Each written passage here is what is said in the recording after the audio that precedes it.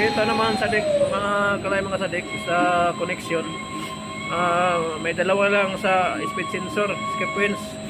Yung brown sa kablo. So tingnan natin. Yung number 1 sa kato. So yung blue ay number 2. Yung blue ay number 2. Blue ay number 2. So meaning yung brown ay number 1.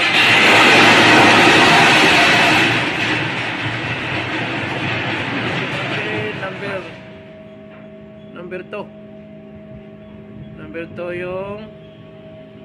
yung blue. So ang number 1 ay brown. So yun lang muna mga kalay mga sadik. Guys, don't forget to subscribe my YouTube channel. Panic TV Official. Babo 1, 2. Brown, blue 1, 2. Okay.